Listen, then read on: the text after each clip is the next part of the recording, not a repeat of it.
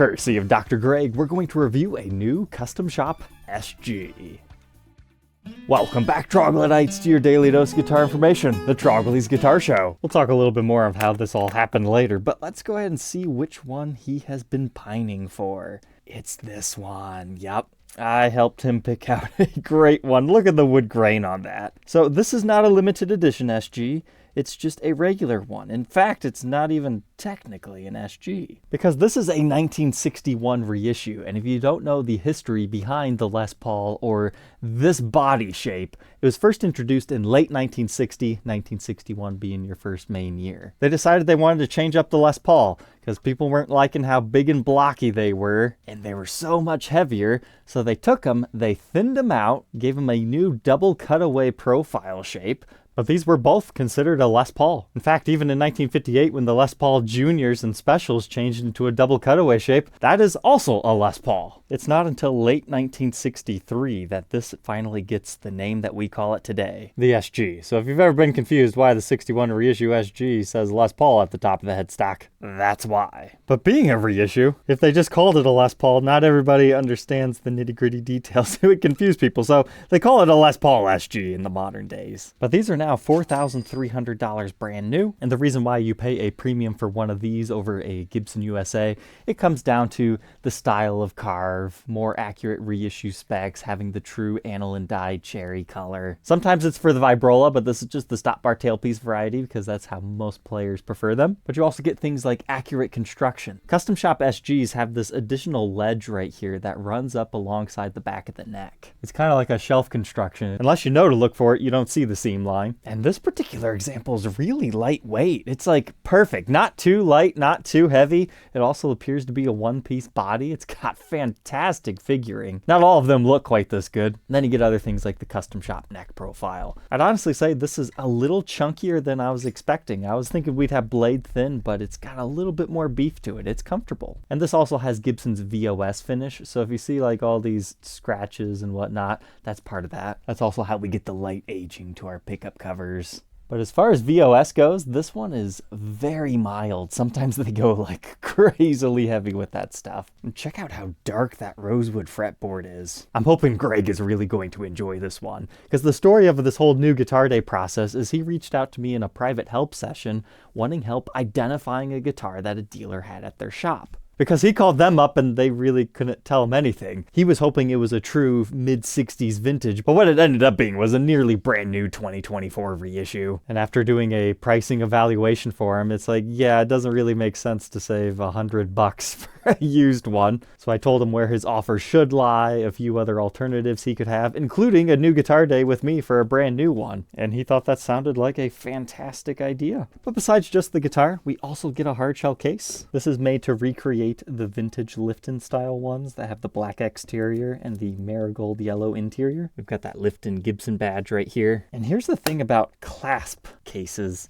They don't always line up. So far for this particular 2025 case, everything seems good. But these were quite nasty for a couple of years because you only have one latch that's a normal modern one. Then here's a look at our handle. You also get a, hey, the COA's in here. Then on the inside, you got your Lifton sticker. It has a pretty sizable case compartment. We can see the case is actually in April of 2024, made in Costa Rica by GWW. But the guitar serial number dates it as a fresh off the line 2025. And as far as case candy, here's what we're rocking. Some reissue and modern hang tags. Another thing that has our serial number and model on it. The Custom Shop version of a pre-packed checklist. Some other vintage reissue papers talking about your pickups, as well as the Tune-O-Matic bridge, the Mr. Dealer card saying, hey, these are aniline dyes. It is going to continue to fade in the sunlight, and a Les Paul model tag. This one I believe is new for 2025, the instrument safety manual. I've only seen it on one other guitar so far, and that was a 2025 Studio. But it looks like Custom Shop's getting it too. But even if you're buying a used guitar and all this stuff is missing, this is the only piece of case candy that actually matters for your long-term value. The official Gibson COA. Always make sure it matches. So 501791, 501791. To learn more about its detailed specs, let's go ahead and throw it onto the workbench, and then we'll get to a playing sample.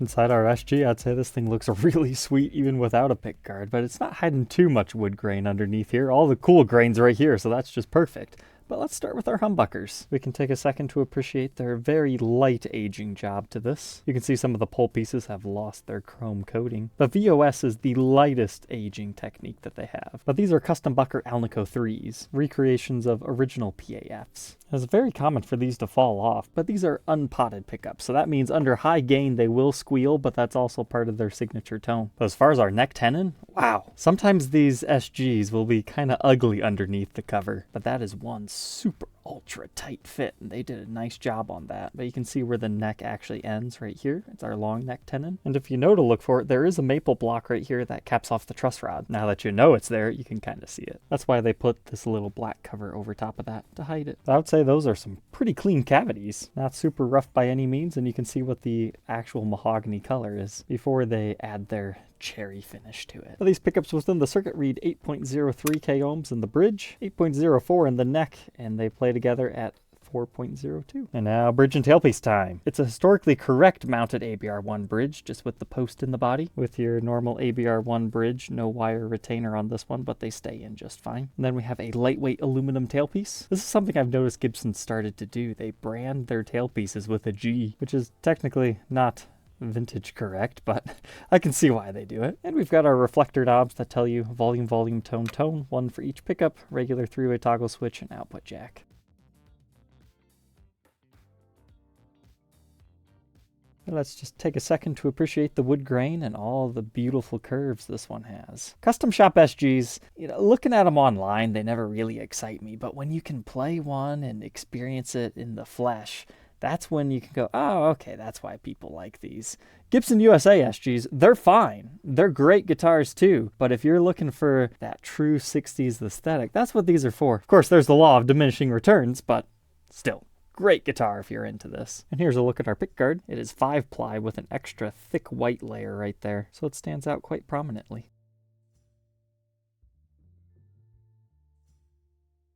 Another reason why you might pay a premium to get a custom shop SG, one-piece body with a one-piece neck and our nice rosewood fretboard. This is how it came to me directly from the factory. I'd say that's a very nice coloration. And we get all those historically correct inlay materials and plastics.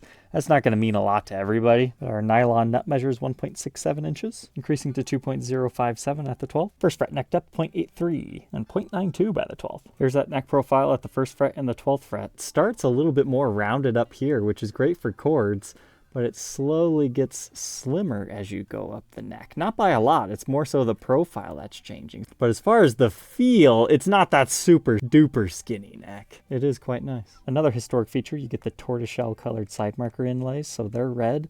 But what I'm really impressed to see here is no binding bleed. Now that doesn't mean it's not going to happen in the future. These aniline dyes have a tendency to leak into the binding and it discolors it for a couple of years before it fades away. Further detailed specs, I get a 12-inch fretboard radius and a 24 3/4-inch scale.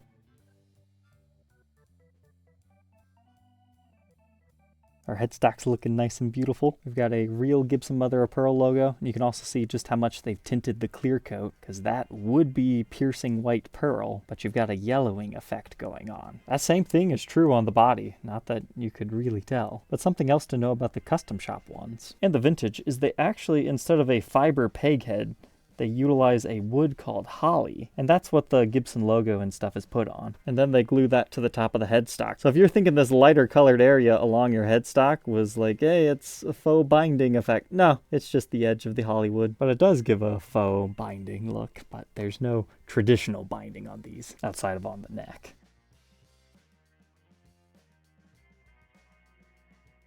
Our tuners are also the vintage style that have the push-in bushings rather than the screwed-on kind, so that has less of a footprint. And we've got the double ring clusons. But now we can flip this one on over to the back to take a look at our controls. We've got our vintage reissue black Sprague caps with our Gibson branded pots. Again, the vintage ones would not be branded that, but hey, that's what they're using currently. I'd say the route looks pretty good. You can see how heavy those dies can get from overlapped layers. But we have one strap button down here, one towards the heel of the neck. And notice how on custom shop SGs, they have a slight carving inward effect to them, as well as all of your usual carves along the edge to make it a more shapely instrument. So not only do you have the double cutaway and thinner body, but that also helps get rid of just a little bit of wood to make playing in the higher registers even more comfortable. These are great guitars for that. But earlier I was telling you how the body runs up over top of the neck. That's a little easier to see right here. That straight line, that's where the body is joining onto the neck. It is incredibly well matched on this side. You gotta know to be looking for that. I never even knew about that until I got a maple-necked historic spec SG,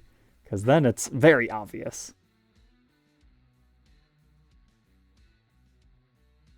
Now moving up the back side of the neck, not too much to say before we see the backs of the tuner. So it's a double ring single line Gibson, and then our serial number again. So that leading 5 tells us it was made in 2025. But our last spec to capture is the weight, and it is 6 pounds, 12 ounces.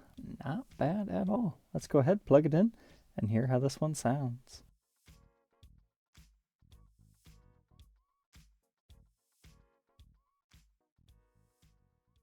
The first test I always do with an SG is the neck dive test.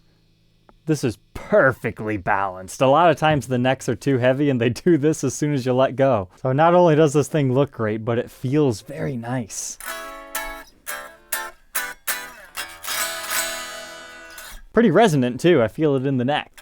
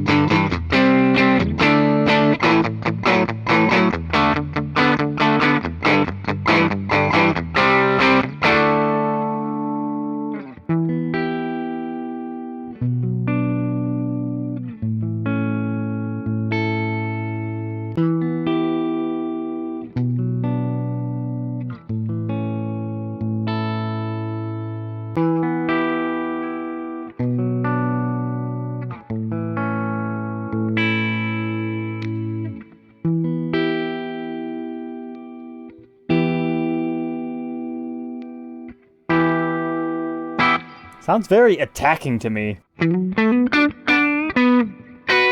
That's the neck pickup. Now to be fair, we could always lower that.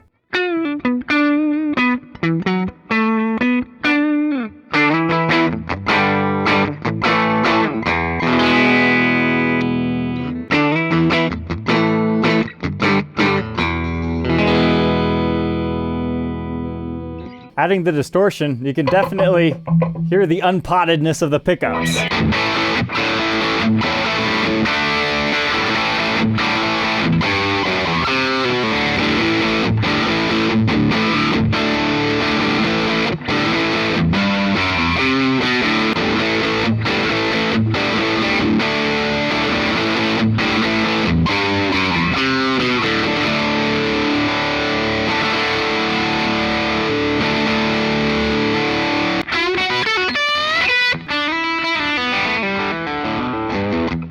For being a vintage style pickup, it's really overdriving.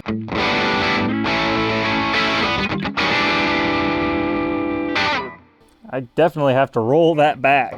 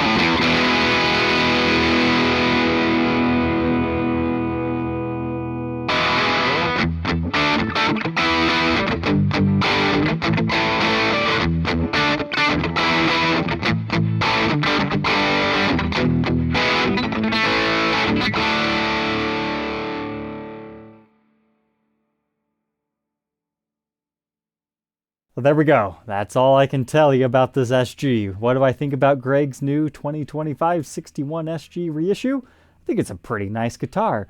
Very nicely balanced, has insanely nice wood grain. Like, this stands out from many of SGs that I've seen. And the neck profile is very comfortable. The more you start to play it, the more slimmer it does feel. Now, as far as the tones, I thought this thing was really hot. Not exactly what I was expecting, but straight out of the box, you can see how close those are to the strings. So Greg can fiddle around with that to his own personal tastes. Maybe he's looking for a hot fire breather, or he wants the option. So remember, you got the volumes and tone controls. You can use that to your own benefit. Thank you once again, Greg, for utilizing my new Guitar Day service and sharing your new guitar with us. I hope you enjoyed seeing your video and everyone else too. And we'll catch you tomorrow on the next one. Take care.